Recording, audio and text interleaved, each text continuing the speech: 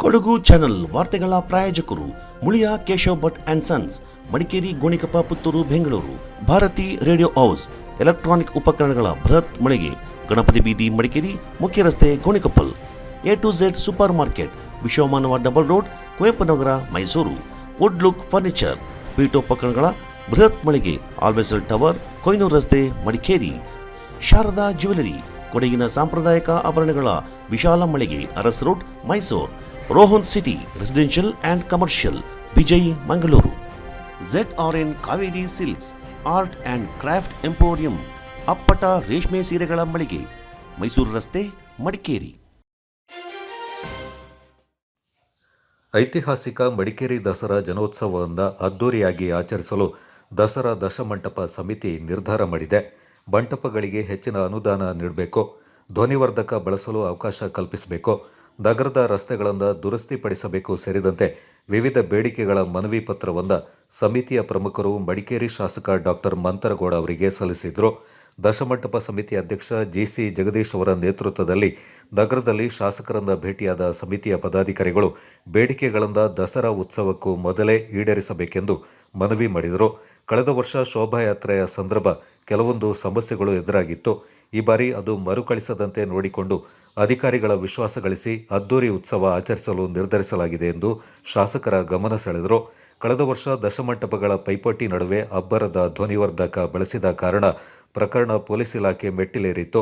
ಈ ಬಾರಿ ಸಮಿತಿ ಸಭೆಯ ನಿರ್ಣಯದಂತೆ ಕಥಾ ದೃಶ್ಯಾವಳಿ ಸಂದರ್ಭ ಮಿತವಾದ ಸಂಗೀತ ಬಳಸಲು ಅವಕಾಶ ಒದಗಿಸಿಕೊಡಬೇಕು. ದಸರಾ ಮರುದಿನ ಮಂಟಪಗಳು ಕಳಸ ಸಹಿತ ದೇವಾಲಯಕ್ಕೆ ಮರಳುವವರೆಗೂ ಇದನ್ನು ಪಾಲಿಸಲು ಒಮ್ಮತದಿಂದ ನಿರ್ಧಾರ ಮಾಡಲಾಗಿದೆ. ಈ ಬಗ್ಗೆ ಶಾಸಕರು ದಸರಾ ಸಮಿತಿ ಅಧ್ಯಕ್ಷರಾದ ಜಿಲ್ಲಾಧಿಕಾರಿಗಳು ಹಾಗೂ ಪೊಲೀಸ್ ವರಿಷ್ಠಾಧಿಕಾರಿಗಳೊಂದಿಗೆ ಚರ್ಚಿಸಿ ಮಿತ ಸಂಗೀತಕ್ಕೆ ಅವಕಾಶ ಒದಗಿಸಿಕೊಡಬೇಕೆಂದು ಮನವಿ ಮಾಡಿದರು. ದಸರಾ ಜನೋತ್ಸವಕ್ಕೆ ವಿಶೇಷ ಮೆರುಗು ನೀಡುವ ದಶಮಂಟಪಗಳಿಗೆ ತಲಾ 8 ಲಕ್ಷ ರೂಪಾಯಿ ಮತ್ತು 4 ಶಕ್ತಿ ದೇವತೆಗಳ ಕರಗಗಳನ್ನು ಹೊರಡಿಸುವ ದೇವಾಲಯಗಳಿಗೆ ತಲಾ 5 ಲಕ್ಷ ರೂಪಾಯಿ ಹೆಚ್ಚಿನ ಅನುದಾನ ನೀಡಬೇಕೆಂದು ದಶಮಂಟಪ ಸಮಿತಿ ಪದಾಧಿಕಾರಿಗಳು ಶಾಸಕರಲ್ಲಿ ಕೋರಿಕೊಂಡರು. ಮನವಿ ಸ್ವೀಕರಿಸಿ ಮಾತನಾಡಿದ ಶಾಸಕರು ಸೂಕ್ತ ರೀತಿಯಲ್ಲಿ ಸ್ಪಂದಿಸುವ ಭರವಸೆ ನೀಡಿದರು. ಶ್ರೀ ಕ್ಷೇತ್ರ ಧರ್ಮಸ್ಥಳ ಗ್ರಾಮೀಣಾಭಿವೃದ್ಧಿ ಯೋಜನೆ, ಪ್ರಗತಿ ಬಂಧು ಸ್ವಸಹಾಯ ಸಂಘಗಳ ಒಕ್ಕೂಟ, ತ್ಯಾಗರಾಜನಗರ ಹಾಗೂ ಸುಬ್ರಹ್ಮಣ್ಯ ನಗರ ಮತ್ತು ಶ್ರೀ ಸಾಮೂಹಿಕ ವರಮಹಾಲಕ್ಷ್ಮಿ ಪೂಜಾ ಸಮಿತಿ ಮಡಿಕೇರಿ ಇವರ ಆಶ್ರಯದಲ್ಲಿ ಶುಕ್ರವಾರ ನಗರದ ಚೌಡೇಶ್ವರಿ ದೇವಾಲಯದಲ್ಲಿ ವರಮಹಾಲಕ್ಷ್ಮಿ ವ್ರತವನ್ನು ಆಚರಣೆ ಮಾಡಲಾಯಿತು. ಕಾರ್ಯಕ್ರಮದ ಅಧ್ಯಕ್ಷತೆಯಿಂದ ಡಾಕ್ಟರ್ ರಾಣಿ ಮಾಚಾಯ ವಹಿಸಿದ್ರು. ಮುಖ್ಯ ಅತಿಥಿಯಾಗಿ ಮಡಿಕೇರಿ ಶಾಸಕ ಡಾಕ್ಟರ್ ಮಂತರಗೌಡ, ಶ್ರೀ ಕ್ಷೇತ್ರ ಧರ್ಮಸ್ಥಳ ಗ್ರಾಮೀಣಾಭಿವೃದ್ಧಿಯ ಯೋಜನೆಯ ನಿರ್ದೇಶಕರಾದ ಲೀಲಾವತಿ ಮತ್ತಿತರರು ಪಾಲ್ಗೊಂಡಿದ್ದರು.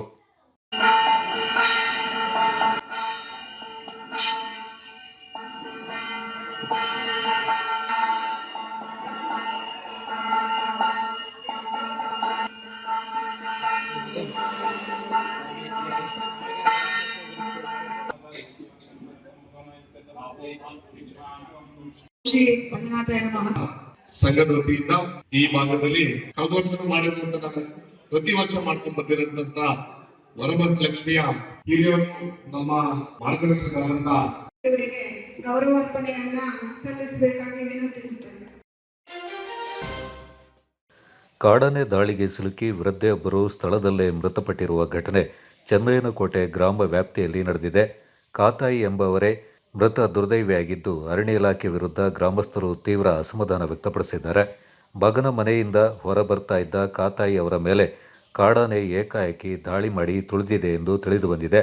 ಅರಣ್ಯ ಇಲಾಖೆಯ ನಿರ್ಲಕ್ಷ್ಯದಿಂದಾಗಿ ಕಾಡಾನೆಗಳು ಗ್ರಾಮದಲ್ಲಿ ಉಪಟಳ ನೀಡ್ತಾ ಇವೆ ಎಂದು ಗ್ರಾಮಸ್ಥರು ತೀವ್ರ ಅಸಮಾಧಾನ ವ್ಯಕ್ತಪಡಿಸಿದ್ದಾರೆ. ರಾಜ್ಯ ವನ್ಯಜೀವಿ ಮಂಡಳಿಯ ಸದಸ್ಯ ಸಂಕೇತ್ ಪೋಯ್ಯ ಸ್ಥಳಕ್ಕೆ ಭೇಟಿ ನೀಡಿ ಅಗತ್ಯ ಕ್ರಮ ಕೈಗೊಳ್ಳುವಂತೆ ಅಧಿಕಾರಿಗಳಿಗೆ ಸೂಚನೆ ನೀಡಿದರು. ವಿರಾಜಪೇಟೆ ಶಾಸಕ ಹಾಗೂ ಮುಖ್ಯಮಂತ್ರಿಗಳ ಕಾನೂನು ಸಲಹೆಗಾರ AS ಪೊನ್ನಣ್ಣ ಅವರು ಹಿರಿಯ ಅರಣ್ಯಾಧಿಕಾರಿಗಳಿಂದ ದೂರವಾಣಿ ಮೂಲಕ ಸಂಪರ್ಕಿಸಿ ಘಟನೆಯ ಬಗ್ಗೆ ವಿವರವನ್ನು ಪಡ್ಕೊಂಡ್ರು. ಅರಣ್ಯಾಧಿಕಾರಿಗಳು ಸ್ಥಳಕ್ಕೆ ಭೇಟಿ ನೀಡಿ ಪರಿಹಾರ ಒದಗಿಸುವ ಭರವಸೆ ನೀಡಿದ್ದಾರೆ.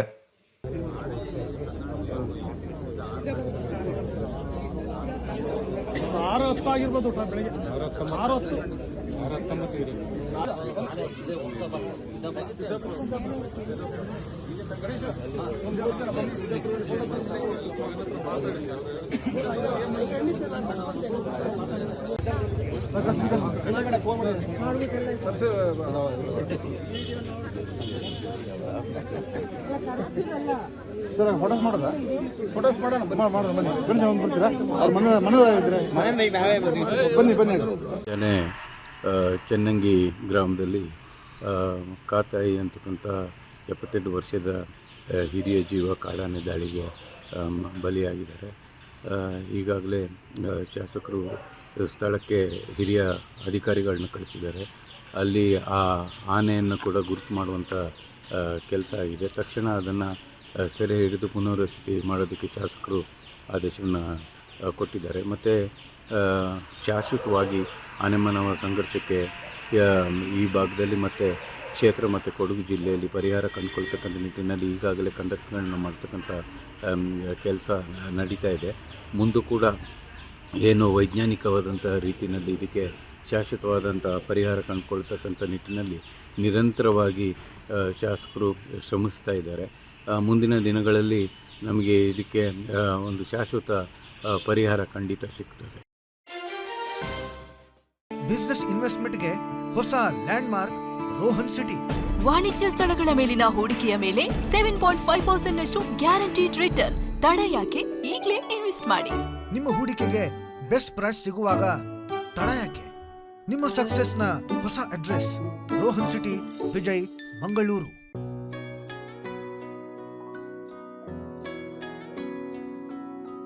ಪ್ರೀತಿಯ ಸಂಕೇತ,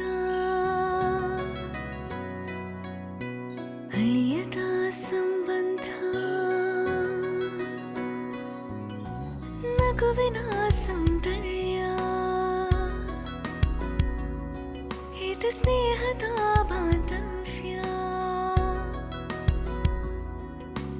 ಒಲವಿನ ಪ್ರತಿಧ್ವನಿ ತಂದಿದೆ ಸಂತಸ, ಚಿನ್ನದ ಪ್ರತಿಹನಿ ತಂದಿದೆ ಸಂಭ್ರಮ. ಮುಳಿಯ ಜ್ಯೂಸ್ ಕಣ ಕಣದಲು ಆನಂದ, ಮುಳಿಯ ಜ್ಯೂಸ್ ಕಣ ಕಣದಲು ಸೌಂದರ್ಯ, ಮುಳಿಯ ಜ್ಯೂಸ್ ಕಣ ಕಣದಲು ಆನಂದ, ಮುಳಿಯ ಜ್ಯೂಸ್ ಕಣ ಕಣದಲು ಸೌಂದರ್ಯ. Mulia Jewels, creating happiness. One more opportunity for the student beyond academics to emerge as a leader. SBRR Mahajana First Grade Autonomous College, accredited A grade by NAC, having 4 decades of experience in higher education. Admissions open for the year 2024 and 25 for BCom, BA, BCA, BSc, BBA, BSc with Criminology and Forensic Science, Psychology and Biochemistry. In addition, BBA Hotel and Hospitality along with Aviation and International Tourism. NSS, NCC, Sports, Cultural and other co-curricular activities are encouraged. 30 plus value-added and skill enhancement courses. Meritorious students are provided free shift scholarships. Students with 95% and above in second PUC are exempted from program fee. Concession for all achievers in sports. Hostel facility for boys and girls. Contact Mahajana College, Mysuru.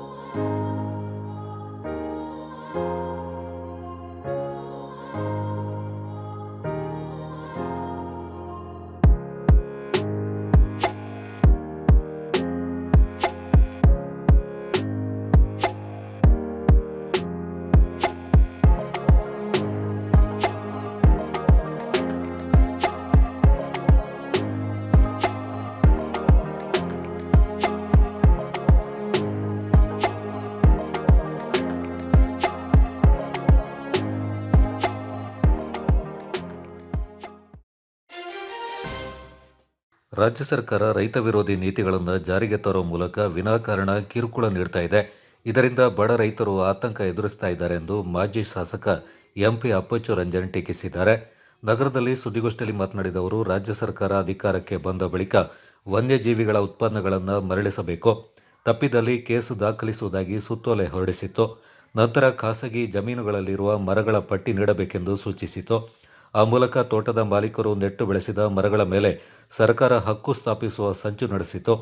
ಇತ್ತೀಚೆಗೆ C ಮತ್ತು D ಭೂಮಿಯಿಂದ ಸರ್ಕಾರಕ್ಕೆ ಹಿಂತಿರುಗಿಸುವಂತೆ ಸುತ್ತೋಲೆಗಳನ್ನು ಹೊರಡಿಸಲಾಗಿದೆ ಎಂದರು. ಖಂಡಿಸುವುದರೊಂದಿಗೆ ಈ ಕಾಂಗ್ರೆಸ್ ಸರ್ಕಾರ ಬಂದ ನಂತರ ಏನೇನೋ ಅರಣ್ಯ ಇಲಾಖೆಯಲ್ಲಿ ಸುತ್ತೋಲೆಯನ್ನು ಹೊರಡಿಸಿದ್ದಾರೆ, ಅದನ್ನು ತಮ್ಮ ಮುಂದೆ ಇಡಲಿಕ್ಕೆ ಇಚ್ಛೆಪಡ್ತೇನೆ. ಮೊದಲನೇದಾಗಿ 1/1/2024 ಅದರಲ್ಲಿ ಏನು ಮಾಡಿದರು ಅಂತ ಹೇಳಿದ್ರೆ, ಆ ದೇವಸ್ಥಾನಗಳಲ್ಲಿ ಕೊಂಬು ಚರ್ಮಗಳು ಪ್ರಾಣಿಗಳದ್ದು ಇದ್ದದನ್ನೆಲ್ಲ ಕೂಡ 3 ತಿಂಗಳೊಳಗೆ ಆಗಿ ನೀವು ಸರೆಂಡರ್ ಮಾಡಬೇಕು, ಇಲ್ಲಾಂದರೆ ನಿಮ್ಮ ಮೇಲೆ ಕೇಸನ್ನು ಹಾಕ್ತೇವೆ ಅಂತ ಹೇಳೋಂಥ ಸರ್ಕ್ಯುಲರ್ನ ಪಾಸ್ ಮಾಡುವಂಥ ಕೆಲಸವನ್ನು ಮಾಡಿದೆ. ಆದರೆ ಕೊಡಗಿನಲ್ಲಿ ನೂರಾರು ವರ್ಷಗಳಿಂದ ಇದೆ. ಇವತ್ತು ಕೂಡ ಹಲವಾರು ದೇವಸ್ಥಾನಗಳಲ್ಲಿ ಆ ಕೊಂಬನ್ನು ಹಿಡಿದು ಕುಣಿಯೋದು ಕೂಡ ಇದೆ. ಅಂಥ ಕೊಂಬುಗಳನ್ನು ಕೂಡ ಸರೆಂಡರ್ ಮಾಡಬೇಕು, ಇಲ್ಲದ್ರೆ ಕಾನೂನು ಕ್ರಮ ತಗೊಳ್ತೇವೆ ಅಂತ ಹೇಳುವಂಥ ವಿಚಾರವನ್ನು ಕೂಡ ಈ ಸರ್ಕಾರ ಹೇಳ್ಕೊಂಡು ಬಂದಿದೆ.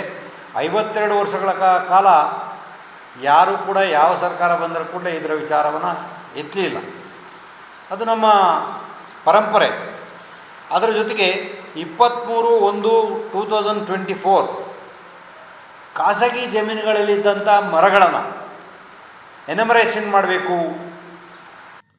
ಬಿಜೆಪಿ ಜಿಲ್ಲಾಧ್ಯಕ್ಷ ನಾಪಂಡ ರವಿ ಕಾಳಪ್ಪ, ಜಿಲ್ಲಾ ಬಿಜೆಪಿ ಪ್ರಧಾನ ಕಾರ್ಯದರ್ಶಿ ಮಹೇಶ್ ಜೈನಿ, ವಕ್ತಾರರಾದ ತಳೂರು ಕಿಶೋರ್ ಕುಮಾರ್ ಹಾಗೂ ಬಿಕೆ ಅರುಣ್ ಕುಮಾರ್ ಈ ಸಂದರ್ಭ ಪಾಲ್ಗೊಂಡಿದ್ದರು. ಅದರಂತೆ ಈ ಹಿಂದೆ ಆಗಿರುವಂಥ ಸದಸ್ಯತ್ವ ಈಗಾಗಲೇ ಅದರ ಸಮಯ ಮೀರಿದೆ. ಈಗ ಮತ್ತೆ ಇಡೀ ದೇಶಾದ್ಯಂತ ಈ ಒಂದು ಸದಸ್ಯತ್ವ ಅಭಿಯಾನವನ್ನು ನಾವು ಆರಂಭಿಸ್ತಾ ಇದ್ದೇವೆ. ಈಗಾಗಲೇ ಇಡೀ ವಿಶ್ವದಲ್ಲಿ ಭಾರತೀಯ ಜನತಾ ಪಾರ್ಟಿ ಇಲ್ಲಿಯ ತನಕ ಅತ್ಯಂತ ಹೆಚ್ಚು ಸದಸ್ಯರನ್ನು ಹೊಂದಿರುವಂಥ ಒಂದು ರಾಜಕೀಯ ಪಕ್ಷ. ಕಳೆದ ಸಲ ಸುಮಾರು 18 ಕೋಟಿ ಸದಸ್ಯರನ್ನ ಭಾರತೀಯ ಜನತಾ ಪಾರ್ಟಿ ಹೊಂದಿತ್ತು. ಈ ಬಾರಿ ಅದನ್ನು ಕನಿಷ್ಠ 30-40% ಕಳೆದ ಬಾರಿಗಿಂತ ಹೆಚ್ಚು ಮಾಡಬೇಕು ಅಂತ ಹೇಳುವಂಥ ಒಂದು ಉದ್ದೇಶವನ್ನು ಇಟ್ಕೊಂಡು ರಾಷ್ಟ್ರೀಯ ಅಧ್ಯಕ್ಷರಾದಂಥ ಸನ್ಮಾನ್ಯ ನಡ್ಡಾನವರ ಮಾರ್ಗದರ್ಶನದಲ್ಲಿ ಈ ಒಂದು ಕಾರ್ಯಕ್ರಮವನ್ನು ನಾವು ಆರಂಭಿಸ್ತಾ ಇದ್ದೇವೆ. ಕೊಡಗು ಜಿಲ್ಲೆಯಲ್ಲಿಯೂ ಈ ಕಾರ್ಯಕ್ರಮ ನಾಡಿದ್ದು ಸೆಪ್ಟೆಂಬರ್ 1ರಿಂದ ಚಾಲನೆಗೆ ಬರ್ತದೆ. ಮೊದಲಿಗೆ ನಮ್ಮ ದೇಶದ ಪ್ರಧಾನಿಗಳಾದಂಥ ಸನ್ಮಾನ್ಯ ನರೇಂದ್ರ ಮೋದಿಜಿಯವರು ಸದಸ್ಯತ್ವವನ್ನು ಮಾಡೋ ಮುಖಾಂತರ ಸೆಪ್ಟೆಂಬರ್ 1ರಂದು ಈ ಒಂದು ಇದಕ್ಕೆ ಕಾರ್ಯಕ್ರಮಕ್ಕೆ ಅಧಿಕೃತವಾಗಿ ಚಾಲನೆಯನ್ನು ನೀಡ್ತಾರೆ. ದಕ್ಷಿಣ ಕೊಡಗಿನ ಈಚೂರು ಕುಂದ ಗ್ರಾಮದಲ್ಲಿ ಕಳೆದ 3-4 ತಿಂಗಳಿಂದ ಕಾಡಾನೆಗಳ ಉಪಟಳ ಮಿತಿ ಮೀರಿದ್ದು, ಸುಮಾರು 14 ಕಾಡಾನೆಗಳ ಹಿಂಡು ಕೃಷಿ ಪ್ರದೇಶಗಳಿಗೆ ಲಗ್ಗೆ ಇಟ್ಟು ಕಾಫಿ, ಅಡಿಕೆ, ತೆಂಗು, ಭತ್ತದ ಬೆಳೆ ಸೇರಿದಂತೆ ಕೃಷಿ ಫಸಲುಗಳನ್ನು ಧ್ವಂಸಗೊಳಿಸ್ತಾ ಇದೆ. ರೈತರು ಬೆಳೆ ನಷ್ಟವನ್ನು ಅನುಭವಿಸುವಂತಾಗಿದೆ. ಕಾಡಾನೆಗಳ ಹಾವಳಿ ತಡೆಗೆ ಶಾಶ್ವತ ಪರಿಹಾರ ಕೈಗೊಳ್ಳುವಂತೆ ಈಚೂರು ಕುಂದ ಗ್ರಾಮಸ್ಥರು ಅರಣ್ಯ ಇಲಾಖೆಯಿಂದ ಒತ್ತಾಯಿಸಿದ್ದಾರೆ. ಪೊನ್ನಂಪೇಟೆ ವಲಯ ಅರಣ್ಯಾಧಿಕಾರಿ ಬಿಎಂ ಶಂಕರ್ ಅವರನ್ನು ಭೇಟಿ ಮಾಡಿದ ಈಚೂರು ಕುಂದ ಗ್ರಾಮಸ್ಥರ ನಿಯೋಗ, ಗ್ರಾಮಗಳಲ್ಲಿ ಕಾಡಾನೆಗಳ ಹಾವಳಿ ಮಿತಿ ಮೀರಿದೆ. ಜನರು ಭಯದಲ್ಲಿ ಗ್ರಾಮದಲ್ಲಿ ಸಂಚರಿಸುವಂತಾಗಿದೆ. ಕಾಫಿ ತೋಟದಲ್ಲಿ ಕಾಡಾನೆಗಳ ಹಿಂಡು ಬೀಡುಬಿಟ್ಟಿರುವುದರಿಂದ ತೋಟದಲ್ಲಿ ಕೆಲಸ ನಿರ್ವಹಿಸಲು ಕಾರ್ಮಿಕರು ಹಿಂದೇಟು ಹಾಕ್ತಾ ಇದ್ದು, ಕಾಡಾನೆಗಳ ಉಪಟಳದಿಂದ ರೈತರು ಭತ್ತದ ಕೃಷಿ ಮಾಡಲು ಹಿಂದೇಟು ಹಾಕುವಂತಾಗಿದೆ. ಅರಣ್ಯ ಇಲಾಖೆ ಕಾಡಾನೆಗಳನ್ನು ಒಂದು ಗ್ರಾಮದಿಂದ ಮತ್ತೊಂದು ಗ್ರಾಮಕ್ಕೆ ಓಡಿಸಲಾಗ್ತಾ ಇದೆ ವಿನಃ ಕಾಡಿಗೆ ಮರಳಿ ಅಟ್ಟುವ ಪ್ರಯತ್ನಗಳಾಗ್ತಾ ಇಲ್ಲ. ಇದರಿಂದ ಕಾಡಾನೆಗಳು ಮರಳಿ ಗ್ರಾಮಗಳತ್ತ ಬರ್ತಾ ಇದ್ದು, ಕಾಡಾನೆಗಳ ಉಪಟಳ ಇದೇ ರೀತಿ ಮುಂದುವರೆದರೆ ಮುಂದಿನ ದಿನಗಳಲ್ಲಿ ಅರಣ್ಯ ಇಲಾಖೆ ಕಚೇರಿ ಎದುರು ಧರಣಿ ನಡೆಸಲಾಗುತ್ತೆ ಅಂತ ಗ್ರಾಮಸ್ಥರು ಎಚ್ಚರಿಕೆ ನೀಡಿದರು. ಈ ಸಂದರ್ಭ ಹಾತೂರು ಗ್ರಾಮ ಪಂಚಾಯತ್ ಮಾಜಿ ಅಧ್ಯಕ್ಷ ಹಾಗೂ ಗ್ರಾಮಸ್ಥರಾದ ಗುಮ್ಮಟ್ಟಿರ ದರ್ಶನ್ ದೇವಯ್ಯ, ತೀತಮಾಡ ಪೂವಣ್ಣ, ಕುಶಾಲಪ್ಪ, ಶರಣು, ವಾಸು, ಗಣಪತಿ, ಮಲ್ಲಿಗೆ ಮತ್ತಿತರರು ಪಾಲ್ಗೊಂಡಿದ್ದರು. ಮನವಿ ಸ್ವೀಕರಿಸಿ ಮಾತನಾಡಿದ ಅರಣ್ಯಾಧಿಕಾರಿ ಆರ್ಎಫ್ಒ ಬಿಎಂ ಶಂಕರ್, ಅರಣ್ಯ ಇಲಾಖೆ ಮತ್ತು RRT ಸಿಬ್ಬಂದಿಗಳು ಕಾಡಾನೆಗಳನ್ನು ಕಾಡಿಗಟ್ಟಲಾಗಿತ್ತು. ಕಾಡಾನೆಗಳ ಹಾವಳಿಯನ್ನು ಶಾಶ್ವತವಾಗಿ ತಡೆಗಟ್ಟುವಂತೆ ಗ್ರಾಮಸ್ಥರು ಮನವಿ ಸಲ್ಲಿಸಿದ್ದು, ಈ ಬಗ್ಗೆ ಮೇಲಾಧಿಕಾರಿಗಳ ಗಮನಕ್ಕೆ ತರಲಾಗುವುದು ಎಂದರು. ಕೊಡಗು ಚಾನಲ್ ವರದಿ ಚಂಪಾ ಗಗನ ಪೊನ್ನಪೇಟೆ. ಕಳಿಸ್ಬಿಟ್ಟು ಈ ಆನೆಗಳನ್ನ ಇಮಿಡಿಯೇಟ್ ತಗೊಂಡು ಹೋಗ್ಬಿಟ್ಟು ಫಾರೆಸ್ಟ್ ಗೆ ಸೇರಿಸುತ್ತವೆ. ಬ್ರಹ್ಮಗಿರಿ ಆಗಿದ್ರೆ ಬ್ರಹ್ಮಗಿರಿಗೆ, ಇಲ್ಲಾಂದ್ರೆ ಮಾಕುಟ್ಟ ಆದ್ರೆ ಮಾಕುಟ್ಟಕ್ಕೆ ದಯವಿಟ್ಟು. ಮತ್ತೆ ಇದೇನಂದ್ರೆ ಈಗ ಸೋಲಾರ್ ಗಿಲ್ಲಾರ್ದು ಅದು ಅವ್ರವ್ರ ಇದಕ್ಕೆ ಬಿಟ್ಟಿರೋದು, ಅವ್ರವ್ರ ಇದಕ್ಕೆ ಬಿಟ್ಟಿರೋದು. ಮತ್ತೆ ಇದ್ರ ಬಗ್ಗೆ ಅಷ್ಟೇ ನೀವು ದಯವಿಟ್ಟು ಈಗ ನಾವು ಮೇಲಧಿಕಾರಿ ಯಾರಿಗಾದ್ರೂ ಇದ್ರೆ ಅರಣ್ಯ ಸಂಬಂಧಾಧಿಕಾರಿ ಇವರು ಯಾರೋ ನಮ್ಮ ಸಂಕೇತ್ ಪೋಯರು ಇದ್ದಾರೆ, ಅವರು ಕೊಡ್ಬೇಕಾದ್ರೆ ಒಂದು ಲೆಟರ್ನ ನಾವು ಬರೆದು ಬಿಟ್ಟು ಕಳಿಸ್ತೀವಿ.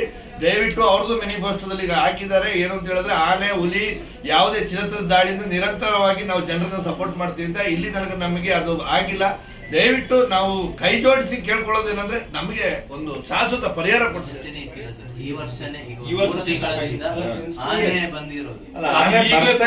ವರ್ಷ ಒಂದ್ಸಲ ಬಂದ್ಬಿಟ್ಟು ಒಂದಿನ ಬಂದ್ರೆ ಹೋದ್ರೆ ಇನ್ನು ಆನೆ ಕಾಣ್ತಾ ಇದ್ದಿಲ್ಲ. ಆದ್ರೆ ಈಗ 2 ಆನೆ ಇದ್ದಿದ್ದು 14 ಆನೆ ಆಗಿದೆ. ನಮಗೆ ಗೊತ್ತುಂಟು 200 ಆನೆ ಇದೆ ಪ್ಲಾಂಟೇಶನ್. ಈಗ ಅದರಲ್ಲಿ ನಾವು ಡೈರೆಕ್ಟ್ ಆಗಿ ಹೇಳ್ಬೇಕಂದ್ರೆ ನೀವು ಅಟರ್ಲಿ ಫೇಲಿಯರ್ ಅಂತ ಹೇಳ್ಬೋದು.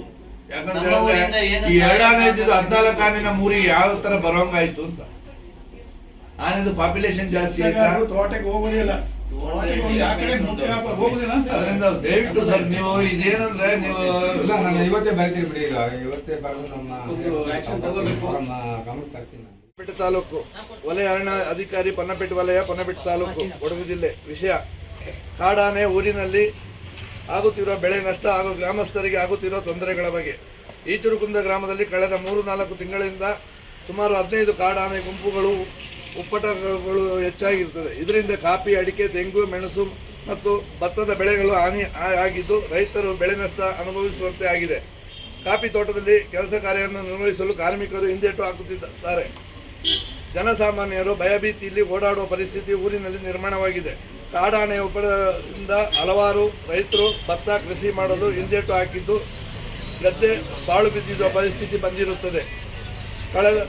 ಕಳೆದ 3 ತಿಂಗಳಿಂದ ಕಾಡಾನೆ ಕಾಡಿಗೆ ಓಡಿಸುವ ಕಾರ್ಯಾಚರಣೆಯ ಪ್ರಯತ್ನವನ್ನು ಹಲವು ಬಾರಿ ನಡೆಸಿದರೂ ಯಾವುದೇ ರೀತಿಯ ಪ್ರಯೋಜನ ಈವರೆಗೂ ಕಂಡು ಬಂದಂತೆ ಕಾಣುವುದಿಲ್ಲ. ಕಾಡಾನೆ ಒಂದು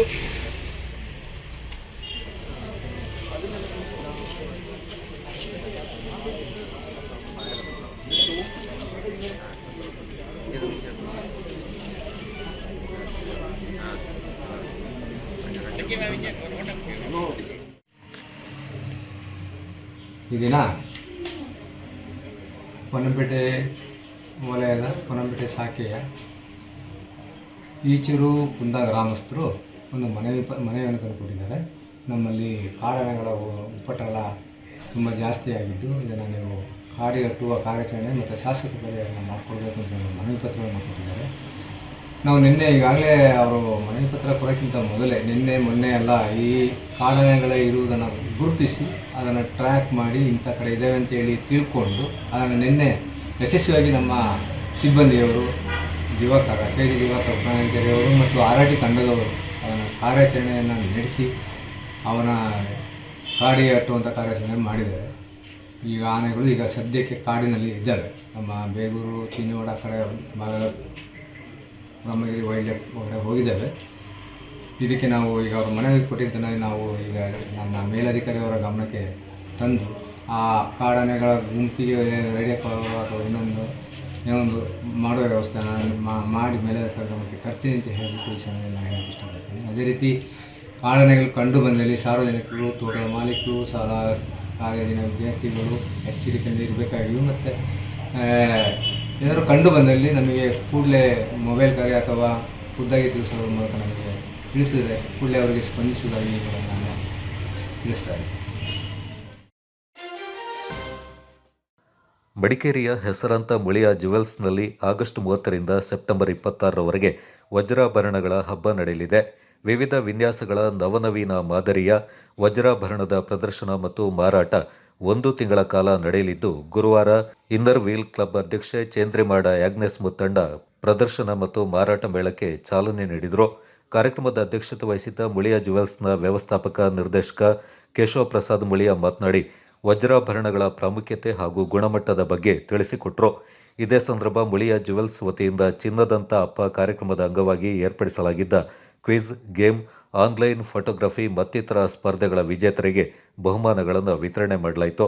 ಕಾರ್ಯಕ್ರಮದಲ್ಲಿ ಮಡಿಕೇರಿ ಮುಳಿಯ ಜುವೆಲ್ಸ್ ಮಳಿಗೆಯ ವ್ಯವಸ್ಥಾಪಕ ಸೋಮಣ್ಣ ಸೇರಿದಂತೆ ಸಿಬ್ಬಂದಿಗಳು ಹಾಗೂ ಗ್ರಾಹಕರು ಪಾಲ್ಗೊಂಡಿದ್ದರು.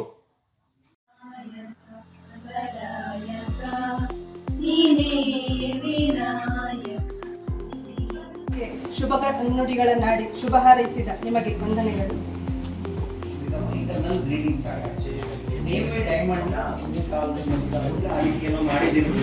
ಅದಕ್ಕೋಸ್ಕರ ಇಟ್ ವಾಸ್ ಆರ್ಡರ್ಸ್. ಇದಿಷ್ಟು ಇಂಡಿಯಾದಲ್ಲಿ ನಾನು ಕಾರ್ಯಕ್ರಮಗಳು ಸ್ಮಾಲ್ ಇನ್ಫಾರ್ಮೇಷನ್ ಕೊಟ್ಟಿದ್ದೆ. ಜೊತೆಗೆ ಇವಾಗ ಫೋಟೋಗ್ರಫಿ ಬೆಸ್ಟ್ ಫೋಟೋಸ್ ಒಂದು ಸ್ವಲ್ಪ ಈಗ ಫ್ರಂಟಿಗೆ ಕಾಣಬೇಕಲ್ಲ.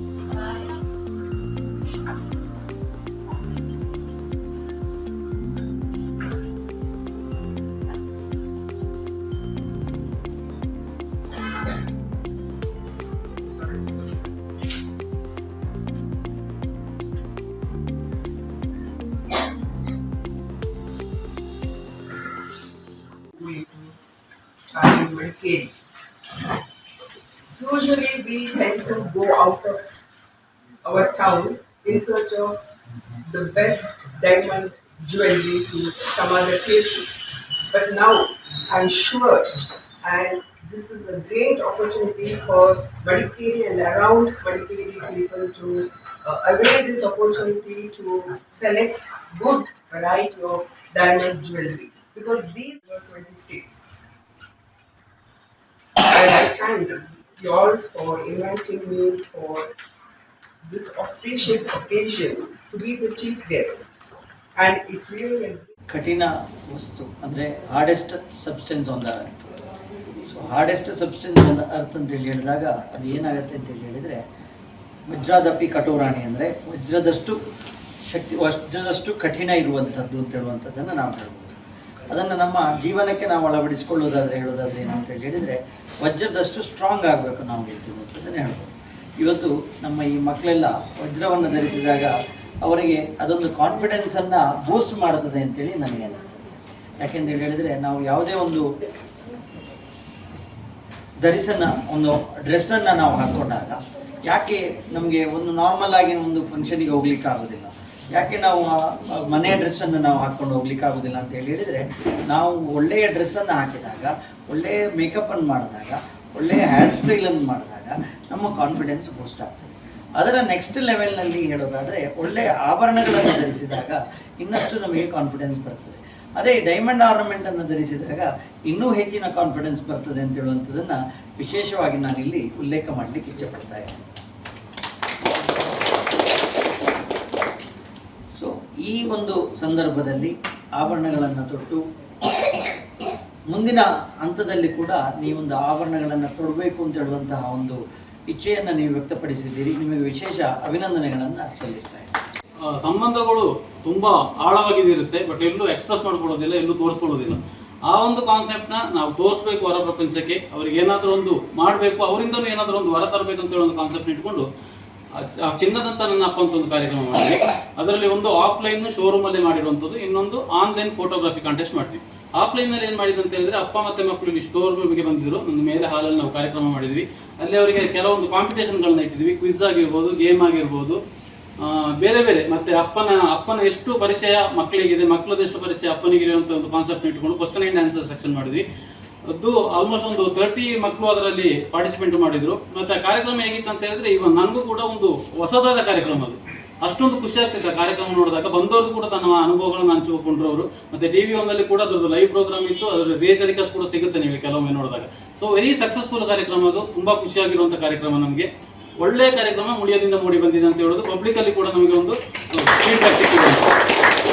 ಸೊ ಅದೇ ರೀತಿ ಅದೇ ಕಾರ್ಯಕ್ರಮ ಅದೇ ಟೈಮಲ್ಲಿ ಏನು ಮಾಡಿದ್ವಿ ಅಂತ ಹೇಳಿದ್ರೆ, ಕೆಲವೊಬ್ಬರಿಗೆ ಬರ್ಲಿಕ್ಕೆ ಆಗೋದಿಲ್ಲ ಅಂತ ಕಾರಣಗಳಿಗೆ ದೂರದಲ್ಲಿ ಇರ್ತಾರೆ, ಏನೋ ಒಂದು ಅವ್ರಿಗೆ ಕಂಟೆಸ್ಟ್ ಮಾಡಬೇಕು, ಬಟ್ ಯಾವ ಥರ ಮಾಡೋದು ಅಂತ ಹೇಳಿದ್ರೆ ಆಗೋದಿಲ್ಲ ಅಂತ ಹೇಳ್ಕೊಂಡು ಬರ್ಲಿಕ್ಕೆ ಆಗದವರಿಗೆ ಆನ್ಲೈನ್ ಫೋಟೋಗ್ರಫಿ ಅಂತ ಒಂದು ಕಾರ್ಯಕ್ರಮಗಳನ್ನು ಮಾಡಿದ್ವಿ. ಬೆಸ್ಟ್ ಫೋಟೋಗ್ರಫಿ ಯಾರು ಬರುತ್ತೆ ಅವರಿಗೆ ಟಾಪ್ 5 ಅವರಿಗೆ ನಾವು ಪ್ರೈಸ್ ಕೊಡೋದು ಅಂತ ಹೇಳಿ ಕೂಡ, ಅದರಲ್ಲೂ ಕೂಡ ನಮಗೆ ಲೆಕ್ಕಕ್ಕೆ ಮೀರಿ ನಾವೊಂದು 25-30 ಫೋಟೋಸ್ ಬರ್ಬೋದು ಅಂತ ಒಂದು ಅಂದಾಜು ಮಾಡಿದ್ವಿ. 65 ಫೋಟೋಸ್ ಬಂದಿತ್ತು ಅದರಲ್ಲಿ ಕಂಟೆಸ್ಟಿಂಗ್ ಅಂತ 2 ಡೇಸಲ್ಲಿ 65 ಫೋಟೋಸ್. ಸೊ 65 ಫೋಟೋಸಲ್ಲಿ ಟಾಪ್ 5 ಸೆಲೆಕ್ಷನ್ ಆಗಿರೋದು ಇವಾಗ ನಮ್ಮ ಹತ್ರ ಇದೆ. ಅದರಲ್ಲಿ ಫಸ್ಟ್ ಒಂದು ಹೋಗಿದೆ, ಅವರಿಗೆ ನಾವು ಅರ್ಜೆಂಟ್ ಅಂತ ಅವ್ರು ತಗೊಂಡೋಗಿದ್ದಾರೆ. ಕೊಡಗಿನಲ್ಲಿ ಸುಯೋಗ್ ಮೆಡ್ಸಿಟಿ ಮೆಡಿಕಲ್ ಸೆಂಟರ್ ಆರಂಭ. ಮೈಸೂರಿನ ಸುಪ್ರಸಿದ್ಧ ಸುಯೋಗ್ ಸೂಪರ್ ಸ್ಪೆಷಾಲಿಟಿ ಆಸ್ಪತ್ರೆಯ ಅನುಭವಿ ವೈದ್ಯರುಗಳ ಸೇವೆ ಕೊಡಗಿನ ಗೋಣಿಕೊಪ್ಪಲಿನಲ್ಲಿ ಆರಂಭಗೊಂಡಿದೆ. Suyog Medcity medical centre, Kaveri complex, ಮುಖ್ಯ ರಸ್ತೆ, ಗೋಣಿಕೊಪ್ಪಲು. ಡಾಕ್ಟರ್ ಶರತ್ ಕುಮಾರ್, ಜೀರ್ಣಾಂಗ ಶಸ್ತ್ರಕ್ರಿಯಾ ತಜ್ಞರು. ಇವರು ಪ್ರತಿ ಮಂಗಳವಾರ ಬೆಳಿಗ್ಗೆ 10 ರಿಂದ ಮಧ್ಯಾಹ್ನ 1 ಗಂಟೆಯವರೆಗೆ ಗೋಣಿಕೊಪ್ಪಲಿನ ಸುಯೋಗ್ ಮೆಡ್ಸಿಟಿ ಮೆಡಿಕಲ್ ಸೆಂಟರ್ನಲ್ಲಿ ಲಭ್ಯವಿರುತ್ತಾರೆ. ಡಾಕ್ಟರ್ ಅಭಿಜಿತ್, ಮೂತ್ರಜನಕಾಂಗ ಶಸ್ತ್ರಕ್ರಿಯಾ ತಜ್ಞರು. ಇವರು ಪ್ರತಿ ಮಂಗಳವಾರ ಬೆಳಗ್ಗೆ 10 ಗಂಟೆಯಿಂದ ಮಧ್ಯಾಹ್ನ 1 ಗಂಟೆವರೆಗೆ ಸುಯೋಗ್ ಮೆಡ್ಸಿಟಿ ಮೆಡಿಕಲ್ ಸೆಂಟರ್ನಲ್ಲಿ ಲಭ್ಯವಿರುತ್ತಾರೆ. ಡಾಕ್ಟರ್ ರವಿಕುಮಾರ್, ಹೃದಯ ತಜ್ಞರು. ಇವರು ಪ್ರತಿ ಶುಕ್ರವಾರ ಬೆಳಗ್ಗೆ 9:30 ರಿಂದ 11 ಗಂಟೆಯವರೆಗೆ ಲಭ್ಯವಿರುತ್ತಾರೆ. ಡಾಕ್ಟರ್ ಸುಯೋಗ್ ಯೋಗಣ್ಣ, ಶ್ವಾಸಕೋಶ ತಜ್ಞರು. ಇವರು ಪ್ರತಿ ಶುಕ್ರವಾರ ಮಧ್ಯಾಹ್ನ 12 ರಿಂದ 1 ಗಂಟೆಯವರೆಗೆ ಗೋಣಿಕೊಪ್ಪಲಿನ ಸುಯೋಗ್ ಮೆಡ್ಸಿಟಿ ಮೆಡಿಕಲ್ ಸೆಂಟರ್ನಲ್ಲಿ ಲಭ್ಯವಿರುತ್ತಾರೆ. ಸುಯೋಗ್ ಸೂಪರ್ ಸ್ಪೆಷಾಲಿಟಿ ಆಸ್ಪತ್ರೆಯ ಪ್ರಸಿದ್ಧ ವೈದ್ಯರುಗಳನ್ನು ಕೊಡಗಿನ ಗೋಣಿಕೊಪ್ಪಲಿನಲ್ಲಿ ಭೇಟಿ ಮಾಡಲು ಕರೆ ಮಾಡಿ ತಮ್ಮ ಹೆಸರುಗಳನ್ನು ನೋಂದಾಯಿಸಿಕೊಳ್ಳಬಹುದು. Suyog Medcity medical centre, Kaveri complex, ಮುಖ್ಯ ರಸ್ತೆ, Gonikoppal. Mobile 9036032123 9036033123. Suyog Medcity medical centre, Kaveri complex, Gonikoppal.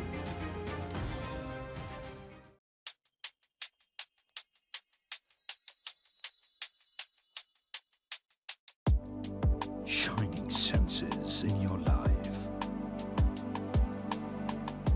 Desirable designs.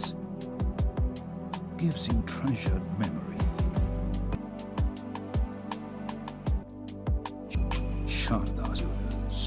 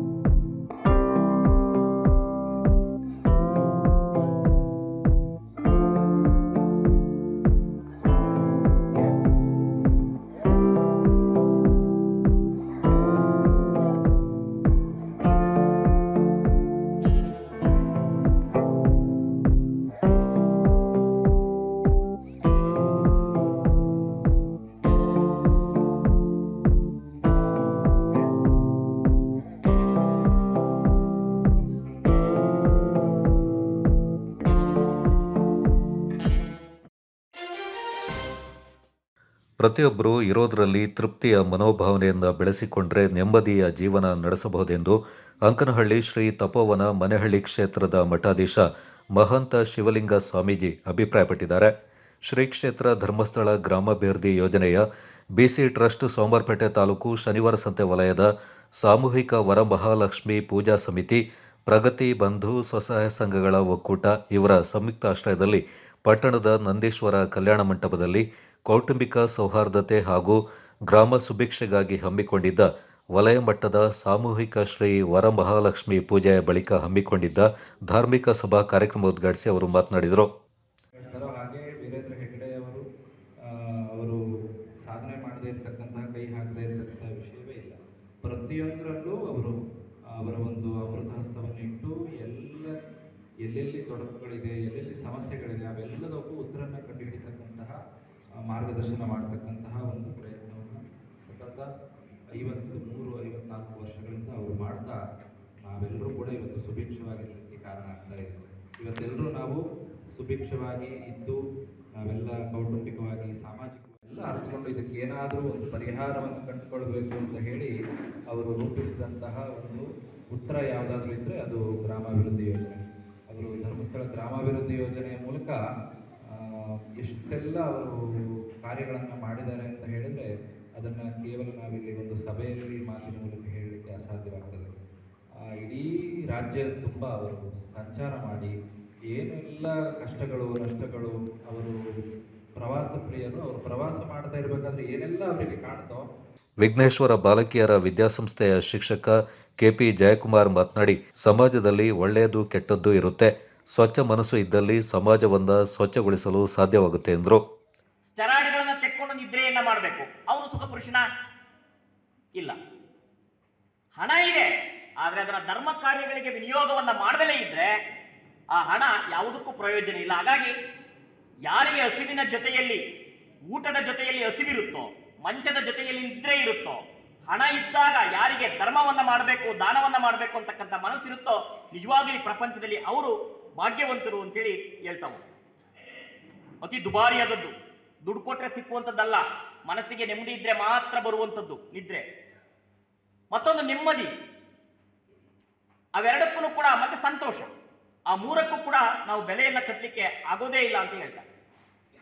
ನಮ್ಮ ಬದುಕಿನಲ್ಲಿ ಅನೇಕ ದುಃಖಗಳು ಬಂದು ಹೋಗ್ತವೆ, ನಮ್ಮೆಲ್ಲರ ಬದುಕು ಸಂತೋಷದಾಯಕವಾಗಿಯೇ ಇಲ್ಲ.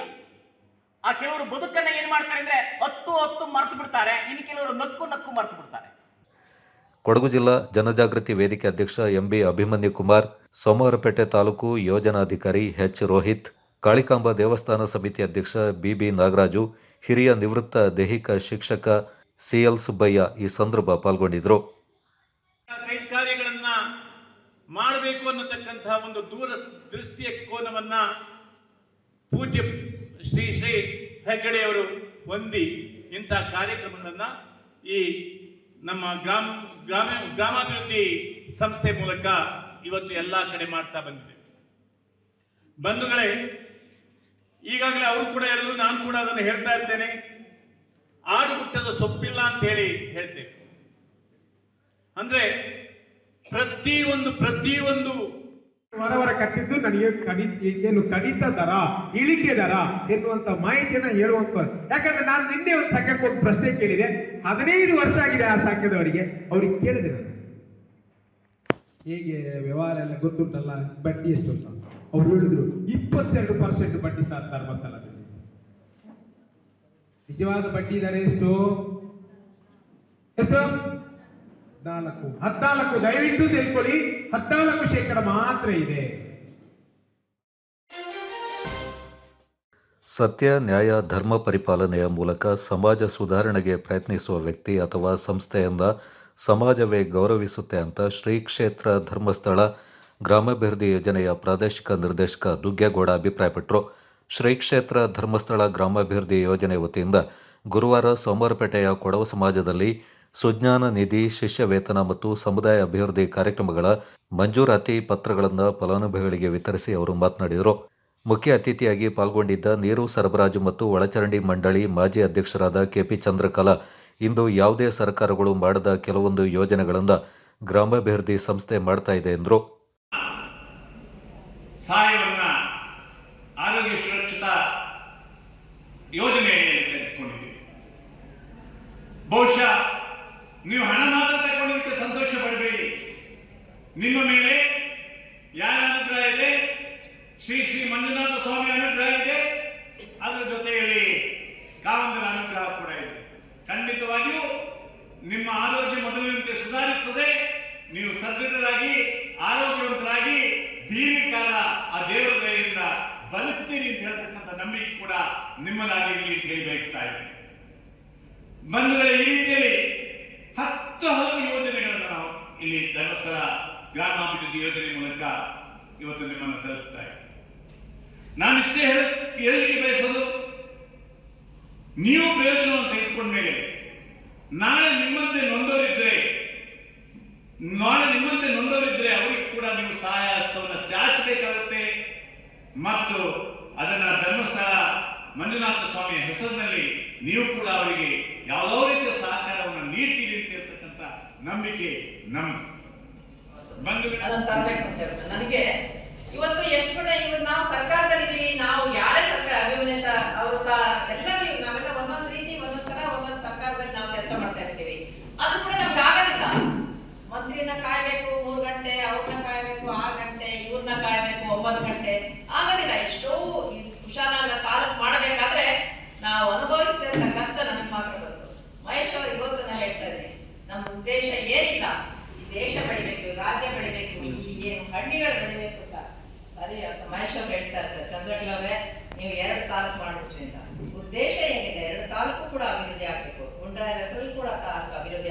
ಒಂದೇ ಇದರಲ್ಲಿ ನಾವು 2 ತಾಲೂಕನ್ನ ಮಾಡಿದ್ದೀವಿ, ಬೇರೆ ಯಾವುದೂ ಇಲ್ಲ. ನೀವೆಲ್ಲರೂ ನಾವೆಲ್ಲ ಒಟ್ಟಿಗೆ ಹುಟ್ಟಿದವರು, ನಾನು ಕೂಡ ಈ ಊರಿನಲ್ಲೇ ಹುಟ್ಟಿದವರು. ನಮಗೆ ಬೇರೆ ಇದು ಏನಿಲ್ಲ. ಆ ಗ್ರಾಮನ ಬೆಳಿಬೇಕು, ಈ ಗ್ರಾಮನ ಬೆಳಿಬೇಕು, ಆ ಊರು ಬೆಳಿಬೇಕು, ಈ ಊರು ಬೆಳಿಬೇಕು ಅಷ್ಟೇ. ಜನಜಾಗೃತಿ ವೇದಿಕೆ ಅಧ್ಯಕ್ಷರಾದ ಎಂಬಿ ಅಭಿಮನ್ಯು ಕುಮಾರ್, ಪತ್ರಿಕಾ ಭವನ ಟ್ರಸ್ಟ್ ಅಧ್ಯಕ್ಷ ಎಸ್ ಮಹೇಶ್, ಧರ್ಮಸ್ಥಳ ಗ್ರಾಮಾಭಿವೃದ್ಧಿ ಯೋಜನಾಧಿಕಾರಿ ಎಚ್ ರೋಹಿತ್, ಜನಜಾಗೃತಿ ವೇದಿಕೆ ಸದಸ್ಯರಾದ ಸೋಮೇಶ್, ಸುರೇಶ್, ಆಟೋ ಚಾಲಕ ಮತ್ತು ಮಾಲೀಕರ ಸಂಘದ ಅಧ್ಯಕ್ಷ ಉಮೇಶ್ ಈ ಸಂದರ್ಭ ಪಾಲ್ಗೊಂಡಿದ್ದರು. ಇದೇ ಸಂದರ್ಭ ಬಜಗುಂಡಿ ಸಾರ್ವಜನಿಕ ಹಿಂದೂ ರುದ್ರಭೂಮಿ ಅಭಿವೃದ್ಧಿಗೆ ಯೋಜನೆ ವತಿಯಿಂದ 2,50,000 ರೂಪಾಯಿಗಳಿಂದ ಪೂರಕ ಸಹಾಯಧನ ಮಂಜೂರು ಮಾಡಲಾಯಿತು. ಆಶೀರ್ವಾದವನ್ನ ಈ ಸಂದರ್ಭದಲ್ಲಿ ವಿಶೇಷವಾಗಿ ಬೇಡುತ್ತಾ, ಜ್ಞಾನ ವಿಕಾಸ ಕಾರ್ಯಕ್ರಮದ ಅಧ್ಯಕ್ಷರು ನಮ್ಮ ನಿಮ್ಮೆಲ್ಲರ ಮಾತೃಶ್ರೀಯವರು ಶ್ರೀಮತಿ ಹೇಮಾವತಿ ಹೆಗಡೆ ಅವರ ಆಶೀರ್ವಾದವನ್ನ ಈ ಸಂದರ್ಭದಲ್ಲಿ ಬೇಡುತ್ತಾ, ಇವತ್ತಿನ ಕಾರ್ಯಕ್ರಮದ ಉದ್ಘಾಟನೆಯನ್ನು ನೆರವೇರಿಸಲಿಕ್ಕೆ ಸನ್ಮಾನ್ಯ ಶಾಸಕರು ಆಗಮಿಸಬೇಕಿತ್ತು. ಅನಿವಾರ್ಯ ಕಾರಣದಿಂದ ಬರಲಿಲ್ಲ. ಅವರನ್ನ ಈ ಸಂದರ್ಭದಲ್ಲಿ ವಿಶೇಷ ಗೌರವದಿಂದ ಗುರುತಿಸಿಕೊಳ್ತೇನೆ. ಸಮಾರಂಭದ ಅಧ್ಯಕ್ಷತೆಯನ್ನು ವಹಿಸಿರ್ತಕ್ಕಂಥವರು ಶ್ರೀ ಕ್ಷೇತ್ರ ಧರ್ಮಸ್ಥಳ ಗ್ರಾಮಾಭಿವೃದ್ಧಿ ಯೋಜನೆಯ ಇನ್ನೊಂದು ಅಂಗಸಂಸ್ಥೆಯ ಅಖಿಲ ಕರ್ನಾಟಕ ಜನಜಾಗೃತಿ ವೇದಿಕೆಯ ಜಿಲ್ಲಾ ಅಧ್ಯಕ್ಷರು, ಯೋಜನೆಯ ಹಿತಚಿಂತಕರು ಸನ್ಮಾನ್ಯ ಶ್ರೀ ಅಭಿಮನ್ಯು ಕುಮಾರ್ ಅವರನ್ನ ಗೌರವಪೂರ್ವಕವಾಗಿ ನಾನು ಗುರುತಿಸಿಕೊಳ್ತೇನೆ. ಅದೇ ರೀತಿ ಈಗಾಗಲೇ ಸುಜ್ಞಾನ ನಿಧಿ ಮಂಜೂರಾತಿ ಪತ್ರ ವಿತರಣೆ ಮಾಡಿ ಶುಭ ಹಾರೈಕೆಯನ್ನು ಮಾಡಿರ್ತಕ್ಕಂಥ ಶ್ರೀಮತಿ ಕೀರ್ತಿ ಚಂದ್ರಕಲ ಮಾಜಿ ಅಧ್ಯಕ್ಷರನ್ನ ಗುರುತಿಸಿಕೊಳ್ತೇನೆ. ನಮ್ಮ ಮಳೆ ಬೆಳೆಸಬಹುದೇನೋ ಅಂತ ಆತಂಕ ಇದ್ದಂತಹ ಸಂದರ್ಭದಲ್ಲಿ ವರುಣರಾಯ ಸ್ವಲ್ಪ ಬಿಡುವನ್ನು ಕೊಟ್ಟಿದ್ದಾರೆ. ಆದರೂ ಕೂಡ ಜಿಲ್ಲೆಯಲ್ಲಿ ಸಾಕಷ್ಟು ಮನೆಗಳನ್ನು ಕಳ್ಕೊಂಡಿರುವಂಥದ್ದು ಹಾಗೂ ಹಾನಿಯಾಗಿರುವಂಥದ್ದನ್ನು ನಾವು ನೋಡಿದ್ದೇವೆ.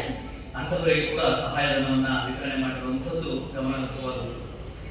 ಬಹುಶಃ ಮನುಷ್ಯ ಹುಟ್ಟಿದಾಗ ಒಂದು ಸಂಸ್ಕಾರ, ಸತ್ತ ನಂತರ ಒಂದು ಸಂಸ್ಕಾರವನ್ನು ಕೊಡುತ್ತೇವೆ. ನಾವು ಹುಟ್ಟಿದಾಗ ನಾಮಕರಣ ಮಾಡಿ ಹೆಸರನ್ನು ಇಡ್ತೇವೆ, ಸತ್ತ ನಂತರ ಸಂಸ್ಕಾರದ ಮೂಲಕ ಅವರ ಅಂತ್ಯಕ್ರಿಯೆಯನ್ನು ಮಾಡ್ತೇವೆ. ಆದರೆ ಈ ಅಂತ್ಯಕ್ರಿಯೆ ಮಾಡಬೇಕಾದ್ರೆ ಸ್ಮಶಾನ ಅನ್ನುವಂಥದ್ದು ತುಂಬ ಅವಶ್ಯಕವಾಗಿರುವಂಥದ್ದು. ಈ ಹಿಂದೆ ನಮ್ಮಲ್ಲೆಲ್ಲ ಸ್ಮಶಾನ ಅಂತ ಹೇಳಿದ್ರೆ ಏನೋ ಒಂದು ಭಯಭೀತವಾದಂಥ ವಾತಾವರಣ, ಸತ್ತ ಹೆಣಗಳನ್ನು ಹಾಕೋದು, ದೆವ್ವಗಳಿರ್ತದೆ ಅಂತ ಹೇಳುವಂಥದ್ದು. ಆದರೆ ನಾವು ಸತ್ತ ನಂತರ ನಮ್ಮಂತರನ್ನು ಹಾಕೋದು ಕೂಡ ಅದೇ ಜಾಗದಲ್ಲಿ ಅನ್ನುವಂಥದ್ದು ಕೂಡ ಇರಬೇಕು. ಇಂತಹ ಒಂದು ಸ್ಮಶಾನದ ಅಭಿವೃದ್ಧಿಗೂ ಕೂಡ ಧರ್ಮಸ್ಥಳ ಗ್ರಾಮಾಭಿವೃದ್ಧಿ ಯೋಜನೆ ಒಂದು ಸಹಾಯ ಹಸ್ತವನ್ನು ನೀಡ್ತಾ ಇರುವಂಥದ್ದು ತುಂಬ ಸ್ಮರಣೀಯವಾದಂತಹ ವಿಚಾರ. ವಯನಾಡು ಸಂತ್ರಸ್ತರ ನೆರವಿಗೆ ಸಂತೆ ದಿನ ಮೀನು ಮಾರಾಟದಿಂದ ಬರುವ ಲಾಭವನ್ನು ಸಂತ್ರಸ್ತರಿಗೆ ನೀಡಲು ವ್ಯಾಪಾರಿಯೊಬ್ಬರು ನಿರ್ಧರಿಸಿದ್ದಾರೆ. ಮೂರ್ನಾಡಿನಲ್ಲಿ ಸಂತೆ ದಿನವಾದ ಗುರುವಾರ ಈ ಮೀನಿನ ಮಳಿಗೆ ಪ್ರತ್ಯಕ್ಷವಾಗಿತ್ತು. ದಾಪಕ್ಲುವಿನ ಇಂದಿರಾನಗರದ ಪಿಎಂ ಮಸೂದ್ ವಯನಾಡಿನ ಸಂತ್ರಸ್ತರಿಗೆ ನೆರವಾಗಲು ಕಂಡುಕೊಂಡಿದ್ದು ಮೀನು ವ್ಯಾಪಾರ.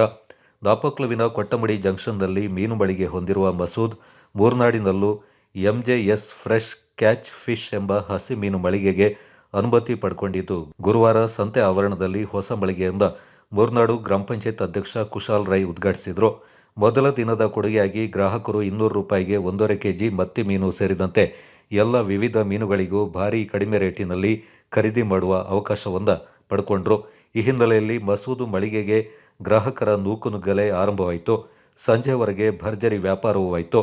ಮೀನು ವ್ಯಾಪಾರದಿಂದ ಬರುವ ಲಾಭದ ಹಣವನ್ನು ವಯನಾಡು ಸಂತ್ರಸ್ತರಿಗೆ ನೀಡುವ ಮಸೂದ್ ನಿರ್ಧಾರಕ್ಕೆ ಸಾರ್ವಜನಿಕರು ಮೆಚ್ಚುಗೆ ವ್ಯಕ್ತಪಡಿಸಿದ್ದಾರೆ.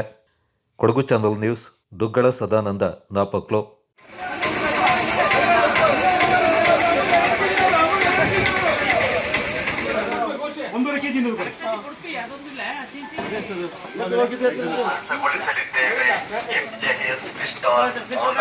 ಸಹಾಯವನ್ನು ನೀಡಲಿದ್ದೇವೆ. ತಾವು ನಮ್ಮೊಂದಿಗೆ ಭಾಗಿಯಾಗಿ ಸಹಕರಿಸಿ ತಮ್ಮವನ್ನು ಕರೆತನ್ನಿ.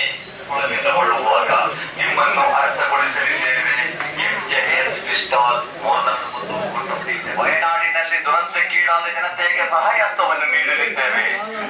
ಹೊಸ ಮೀನಿನಲ್ಲಿ ಶುಭಾರಂಭಗೊಂಡಿದೆ. ಇದರ ಒಂದು ಲಾಭವನ್ನು ಅವರು ಇವತ್ತು ವಯನಾಡಿನಲ್ಲಿ ಏನು ಸಂತ್ರಸ್ತರಿದ್ದಾರೆ ಅವರಿಗೆ ಅದನ್ನ ಅರ್ಪಣೆ ಮಾಡ್ತಾ ಇದ್ದಾರೆ ಅಂತ ಅವರು ಹೇಳಿದ್ದಾರೆ. ಅದರ ಇವರೇ ಹೇಳಿದ್ದಾರೆ. ಸೊ ಅವ್ರಿಗೆಲ್ಲರಿಗೂ ಒಳ್ಳೆಯದಾಗಲಿ, ಒಳ್ಳೆಯ ಲಾಭ ಸಿಗಲಿ. ಅದೇ ಥರದ ಸಾರ್ವಜನಿಕ ಇದಕ್ಕೆ ಸಾರ್ವಜನಿಕವಾಗಿ ಅದು ಒಳ್ಳೆಯದಾಗಲಿ ಅವ್ರಿಗೆಲ್ಲರೂ ಶುಭಾಶಯ. ಮೂರ್ನಾಡ್ಲಿ ಈಗ ಒಂದು ಮೀನು ಅಂಗಡಿ ಓಪನ್ ಮಾಡಿದ್ದಾರೆ ನಮ್ಮ ಮಸೂದವರು. ಇದು ಒಳ್ಳೆ ಚೆನ್ನಾಗಿ ನಡೀಲಿ, ಸಾರ್ವಜನಿಕರಿಗೆ ಒಳ್ಳೆ ಮೀನು ಒದಗಿಸಲಿ. ಇದರಿಂದ ಒಂದು ಸಂತ್ರಸ್ತರಿಗೆ ಏನೋ ಹೆಲ್ಪ್ ಮಾಡ್ತಾರೆ ಬಂದಿದ್ದೇನೆ. ಅದೆಲ್ಲರಿಗೇನು ಒಂದು ಸಾರ್ವಜನಿಕರಿಗೆ ಒಂದು ಇವತ್ತು ಮೂರಾರ್ನಲ್ಲಿ ಹೊಸದಾಗಿ ಅಂಗಡಿಯನ್ನು ಓಪನ್ ಮಾಡ್ತಿದ್ದೀವಿ. MJS ಇದು ಹೆಸರಿನಲ್ಲಿ ಇವತ್ತು ವ್ಯಾಪಾರ ಆಗಿರುವ ಎಲ್ಲ ಲಾಭಗಳನ್ನು ನಾವು ಕೇರಳಕ್ಕೆ ಇದೊಂದು ಘಟನೆಗೆ ವಯನಾಡು ನಾವು ತಲುಪಿಸ್ತೇವೆ ಎಂದು ಒಂದು ಒಳ್ಳೆಯ ನಿಯತಲ್ಲಿ ನಾವು ಈ ಅಂಗಡಿಯನ್ನು ಓಪನ್ ಮಾಡ್ತೀವಿ. ಎಲ್ಲ ಸಾರ್ವಜನಿಕರು ಬಂದು ಸಹಕಾರ ಮಾಡಬೇಕಾಗಿ ನಮಗೆ